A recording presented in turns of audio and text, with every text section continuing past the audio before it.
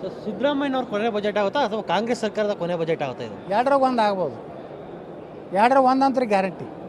ಇವು ಉಳಿಕೆದು ಗ್ಯಾರಂಟಿ ಉಳಿತಾ ಇಲ್ಲ ಗೊತ್ತಿಲ್ಲ, ಆ ಗ್ಯಾರಂಟಿ ಮಾತ್ರ ಉಳಿತೈತೆ. ಒಂದು ಸಿದ್ದರಾಮಯ್ಯವ್ರದಾರ ಕೊನೆ ಬಜೆಟ್ ಆಗ್ತದೆ ಅಥವಾ ಕಾಂಗ್ರೆಸ್ನವ್ರದ್ದು ಕೊನೆ ಬಜೆಟ್ ಆಗ್ತದೆ. ಸರ್, ಅವರ ಬಜೆಟ್ ಭಾಷಣದಲ್ಲಿ ಕೇಂದ್ರ ಸರ್ಕಾರವನ್ನು ಕಟುವಾಗಿ ಟೀಕಿಸಿದ್ದಾರೆ. ಏನೋ GST ಹಣ ಆಗಿರ್ಬೋದು, ತೆರಿಗೆ ಹಣ ಆಗಿರ್ಬೋದು, ಯಾವುದು ಸಹ ಕೇಂದ್ರ ಸರ್ಕಾರ ಕೊಟ್ಟಿಲ್ಲ. ಕೇಂದ್ರ ಸರ್ಕಾರ ವಿರುದ್ಧ ಸಾಕಷ್ಟು ಕಟುವಾಗಿ ಟೀಕೆಯನ್ನು ಮಾಡಿರ್ತಕ್ಕಂಥದ್ದು. ಸರ್ ನೋಡ್ರಿ, ಮೊನ್ನೆ ಲೋಕಸಭೆಯಲ್ಲಿ ರಾಜ್ಯಸಭೆಯಲ್ಲಿ ಇವರೇನು ದಿಲ್ಲಿ ಹೋರಾಟ ಮಾಡಿದ್ರಲ್ಲ, ದಿಲ್ಲಿ ಹೋರಾಟದಲ್ಲಿ ನಿರ್ಮಲಾ ಸೀತಾರಾಮನ್ ಅವ್ರ ಕೇಂದ್ರ ಅರ್ಥಮಂತ್ರಿಗಳು ಲೋಕಸಭೆಯಲ್ಲಿ ಹೇಳಿದ್ದಾರೆ, ₹1 ಸಹ ಕರ್ನಾಟಕಕ್ಕೆ ನಾವು ಬಾಕಿ ಇಲ್ಲ, ಎಲ್ಲ ಹಣ ಕೊಟ್ಟಿದ್ದೀವಿ. ಅವರೇನು ಇಡೀ ದೇಶದ ಒಂದು ವ್ಯವಸ್ಥೆಯಲ್ಲಿ ನೋಡ್ರಿ, ಇವತ್ತು ದೇಶನೂ ನೋಡಬೇಕು, ರಾಷ್ಟ್ರೀಯ ಸುರಕ್ಷತೆ ಇದೆ. ಈ ನಮ್ಮ ಸೈನಿಕರಿದ್ದಾರೆ, ಅಲ್ಲಿನೂ ವೆಚ್ಚ ದೊಡ್ಡದಿದೆ. ಅದರಲ್ಲಿ ಪಾಲು ಕರ್ನಾಟಕದ ಬೇಕಲ್ಲ. ಎಲ್ಲ ಕರ್ನಾಟಕದ ಈಗ ಬೆಂಗಳೂರಿನ ಹೆಚ್ಚು ಆದಾಯ ಕೊಡುವಂಥ ರಾಜ್ಯದಲ್ಲೇ ಹೆಚ್ಚು ಆದಾಯ ಬರುವಂಥದ್ದು ಬೆಂಗಳೂರು ಮಹಾನಗರ. ನೀವು ಹಾಗಾದ್ರೆ ಬರೀ ಬೆಂಗಳೂರಿಗೆ ಅಟ್ಟೆ ಖರ್ಚು ಮಾಡ್ತೀರಾ?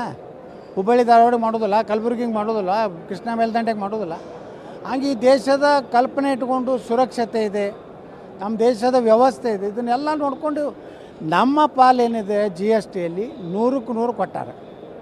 ₹1 ಬಾಕಿ ಇಲ್ಲ ಅಂತೇಳಿ ಹೇಳಿದ್ದಾರೆ, ಲೋಕಸಭೆಯಲ್ಲಿ ಹೇಳಿದ್ದಾರೆ. ಹಾಗಾದರೆ DK ಸುರೇಶ್ ಅವ್ರು ಕೇಳಬೇಕಾಗಿತ್ತು ಪಾರ್ಲಿಮೆಂಟ್ನಲ್ಲಿ.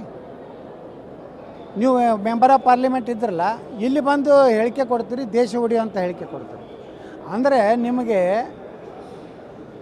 ಇದೊಂದು ನೆಪ ಅಟ್ಟೆ. ಮೊನ್ನೆ ನೀವು ದಿಲ್ಲಿಯಲ್ಲಿ ಮಾಡಿದಂಥದ್ದು ನೆಪ. ಜನರಿಗೆ ಒಂದು ರೀತಿ ತಪ್ಪು ಹಾದಿಗೆ ಎಳೆಯುವಂಥ ಕೆಲಸ. ಈ ರೀತಿ ಮಾಡಿದ್ರೆ ಜನ ಏನು ಒಪ್ಪೋದಿಲ್ಲ. ಅವ್ರಿಗೂ ಗೊತ್ತಾಗಿದೆ, ಕಾಂಗ್ರೆಸ್ನವ್ರಿಗೆ. ಲೋಕಸಭೆಯಲ್ಲಿ ಮತ್ತೆ ಮೋದಿಯವರೇ ಬರೋರು, BJPನೇ ಕೇಂದ್ರದಲ್ಲಿ ಅಧಿಕಾರ ಬರೋದು ಅವ್ರಿಗೆ ಗೊತ್ತಾಗಿದೆ. ಹತಾಶರಾಗಿ ಈ ರೀತಿ ಕೇಂದ್ರ ಸರ್ಕಾರವನ್ನು ಮೇಲಿಂದ ಮೇಲೆ ಒಬ್ಬ ರಾಜ್ಯಪಾಲರ ಭಾಷಣದಲ್ಲಿ ಸಹ ಕೇಂದ್ರ ಸರ್ಕಾರವನ್ನು ಟೀಕೆ ಮಾಡುವಂಥದ್ದು ಒಳ್ಳೆಯ ಸಂಪ್ರದಾಯ ಅಲ್ಲ.